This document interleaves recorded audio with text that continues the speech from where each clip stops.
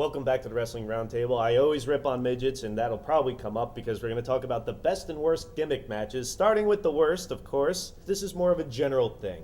We'll get to what we think is the worst gimmick match ever later on.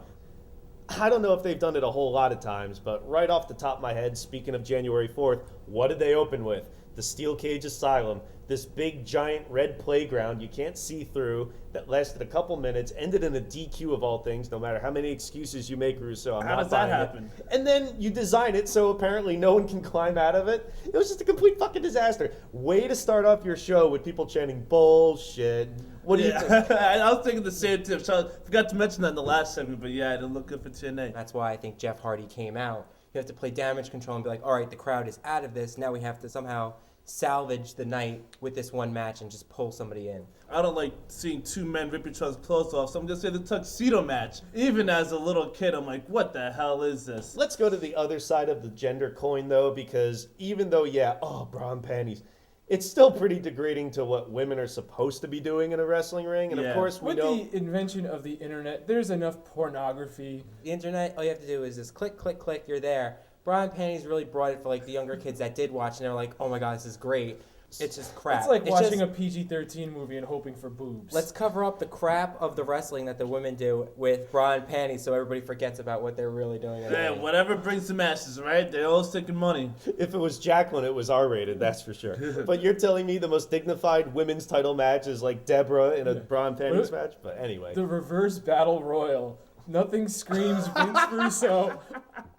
Like a reverse battle royal on Impact. Everybody's standing around the outside. It's retarded. Absolutely screams Vince Russo invented this. Well, he had the reverse ladder match, which is pretty much what the King of the Mountain match is. That's got so many ridiculous rules. You have to explain this whole page worth of You're rules. in a timeout now, mister. Well, do you think a lot of the stuff we've mentioned so far in terms of gimmick matches gets too far away from what wrestling is supposed to be? Two guys grappling in a ring? No, but there's been instances. It's way far out. It can be used at certain points to blow off a feud. It's great, but when you have these matches for no reason, not even matches. Now they're having pay-per-views. Full of those matches. Yeah. Well, we went to Lockdown and it was an enjoyable show. I'm not talking about overdoing gimmick matches. I'm talking about gimmick matches in general, because this is supposed to be a wrestling contest that's being contested basically in a chase situation where you have to climb up before an object, the ladder. Look at the stretcher match.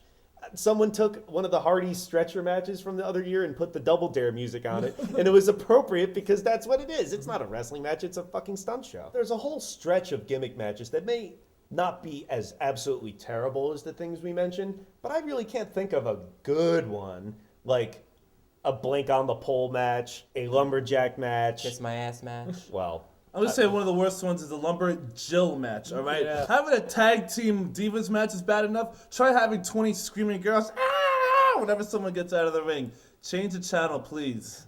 Well, hopefully you don't change the channel into one of the worst gimmick matches ever, so let's move on to that. What's at the top of the mountain, maybe not king of the mountain, but top of the mountain as the worst gimmick match ever? Kennel from Hell. The dogs weren't the only ones shitting all over this match. That's pretty infamous and probably on the top of everyone's minds watching the program, but what do you think, I'm going to agree with Chris. That match with the two cages and dogs running around, come on, what is this? It just reeks of 99. I'm glad that didn't leak into the 2000s. Literally reeks. Yeah. Buried alive match. I mean, can somebody really be out that long and be buried alive? Well, the whole point is to bury someone alive. Is that what wrestling would really allow? Well, I mean, it works for like Undertaker when that's his gimmick when he's the living dead. And he also has casket match and there's a lot of gimmick matches tailored to Undertaker. Inferno didn't do much better because the Inferno match for about every iteration until he fought MVP was the match designed for Kane to lose. And it was such an extreme stunt that they had to do this ridiculous wrapping on the hand. And it was just retarded. Because of the scale it was on, I would say the Super Bowl halftime empty arena match with Rock and Mankind from 1999, because the whole idea is to get a lot of people to tune in while wrestling is hot in 99 to see what WWE has to offer. And they do, and see the most ridiculously fake, Terry Funk and Jerry Lawler, it wasn't, the most horrible comedy match through an empty arena. I thought that was really awful. But also in 99, just a few weeks later, everyone loves the Royal Rumble, but the worst one to me was probably Royal Rumble 99. Well, look who won. Yeah. How is that possible? He was commentating during the Rumble, and then there's all this backstage shit. Russo going into WCW. And bringing the crappiness with him. He brought so much. The poor guy was Booker T. He seemed to get stuck in a lot of this. Remember the San Francisco 49ers match? With 4 poles, and one of them had a picture of Scott Hall in it. And then he had the match versus Ahmed Johnson for the letter T. The Backlund Bret Hart I Quit match at WrestleMania 11. So it wasn't Survivor Series 95. Yeah, because that WrestleMania had a lot of media attention with the whole Lawrence Taylor stuff, and I was like, all right, here's Bret Hart getting his revenge from that great Survivor Series match they had. And it was just like, the crowd was dead, didn't know what to think of it. It didn't really go so well. Well, hopefully our show goes a little better, because coming up next, the best gimmick matches.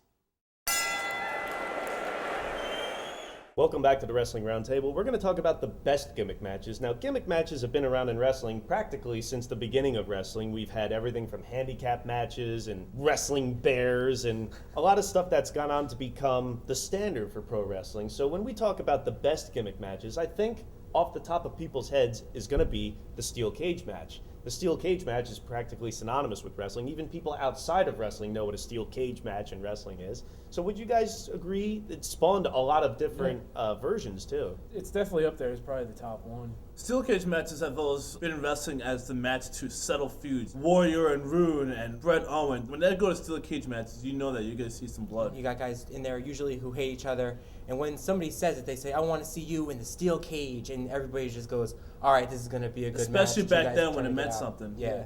Now they use it more as, we're trying to level the playing field. Nobody's going to interfere in this match, even though they can just climb over it. Mm-hmm. That brings up something we were talking about a little bit before, and I wanted to bring up overdoing gimmick matches, because it seems there might be a fine line between doing it too often. Obviously, the whole idea is for it to settle a large feud, but what do you think the line is? Because it's hard to gauge now that they're doing gimmick pay-per-views where Elimination Chamber, we have 2 of them, TLC, we got 3 of them, and of course people like us think it's overkill, but it does better in the buy rate than it did when it didn't have it. So what do you think the line is? There really isn't a line. I think you just got to know when to evolve the match into something else. Like you got to throw something else in there. It has to be a catalyst to bring the feud to another level, or it's supposed to end it. And then now the line's been thrown out because people feud with 10 wrestlers each year. Yeah. But then you get stuff like in 99 when they would do, here's Jeff Hardy and Al Snow in a cage match on Raw out of nowhere.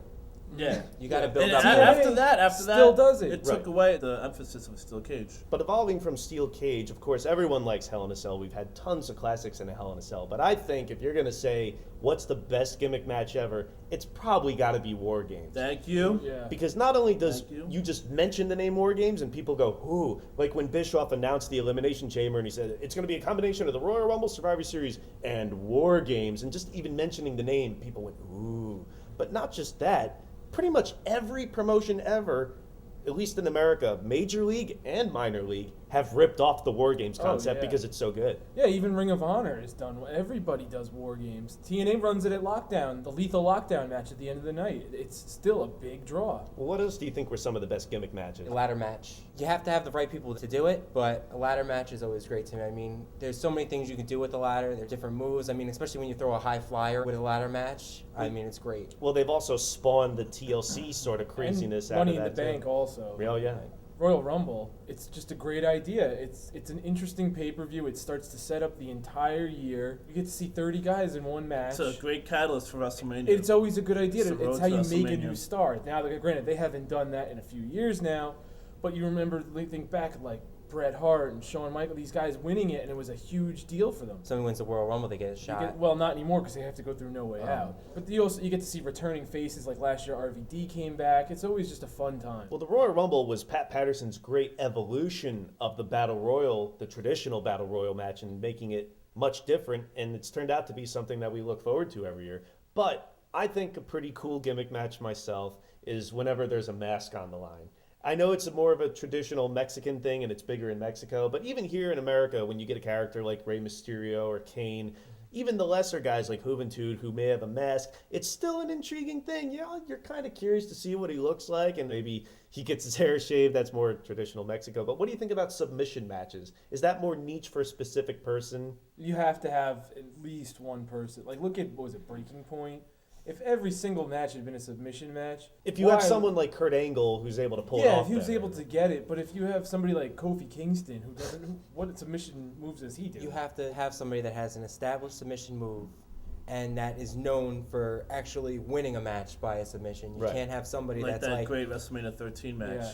Well, speaking of WrestleMania 13, that's going to bring up what are some of the best gimmick matches ever? The Iron Man match, and I'm going to go to WrestleMania 12 since I mentioned WrestleMania 13 a bunch of times in the show. The Bret and Shawn match really set the standard of wrestling, especially back in the mid-90s. That match itself, two men wrestling for 1 hour, going at it. Great match, still talked about today. A lot of people say it set the standard for no selling, which Bret seemed to do to the arm. And a lot of people detract the match. I prefer, if I had to be one or the other, WrestleMania 13. I think that was a perfect combination of two great wrestlers coming together with a great story and a great blow-off. There's no better match I've ever seen in my lifetime. Shawn Michaels, Razor Ramon, 1994 ladder match. Great match. Always something going on. Well, speaking of the Royal Rumble, as we did before, I think Royal Rumble 92 stands out because you had Ric Flair with all this history, over a decade of history in the NWA, coming in, and he's known for wrestling for an hour. He's known for being the traditional wrestling guy, the real world champion, unlike you, Hulk Hogan. And he really hadn't had a big match on pay-per-view for WWF at that point yet. And with the title vacant, it added much more to the Royal Rumble 2 as opposed to just a shot at WrestleMania, which it became later on. This was for the title. And there were a lot of former champions in there, a lot of big names, and it was a great performance putting over Ric Flair in the way that Ric Flair kind of should be. But speaking of the mask match, you guys talked about WrestleMania 13 and the submission match being one of the best matches you've ever seen. I feel that way about Eddie Guerrero and Rey Mysterio at Halloween Havoc 97. Definitely one of the best matches ever. Period. Of all the gimmick matches that we give WCW crap for, that's a time when it worked. That match is unbelievable. It's one of the best mask versus title as it was matches ever, one of the best lucha style matches ever, and like you said, Rodney, one of the best matches ever, period. It's got such a great story going in, everything. That match just clicked perfectly. But speaking of gimmick matches, I think one that also stands out would be Magnum TA and Tully Blanchard at Starrcade 85. Not only was it a U.S. title match, not only was it in a steel cage, it was an I Quit steel cage U.S. title match. To see a match like that in 1985, we didn't see stuff like that on pay-per-view, anything. You would never see anything like that at WrestleMania. Well, much like the submission match later on with Bret and Austin, which had all this build-up to it, it also gave us a long-lasting image, whereas it's the blood from the stone of Austin screaming when he's going to pass out from the blood. You had Tully saying, I quit, when the stake was being driven into his eye by Magnum TA. But I'm going to drive it home that it's over for this edition of the Wrestling Roundtable. The season premiere and season 3 is going full steam ahead because next week we're going to talk about the year in review 2009. And being 2010, we're going to talk about the previous decade. The best and worst of the decade in review, next week on the Wrestling Roundtable. We also want to remind you that we're always open to questions for the Q&A. We want to collect questions for the next Q&A, whenever that might be. We get enough good ones, we'll do it. You just need to include your first name and location to be considered. So for Rodney and Martin LeConte, Tim Conley, Chris Harris, I'm your host, Eric Santamaria. Join us next week for another edition of the Wrestling Roundtable.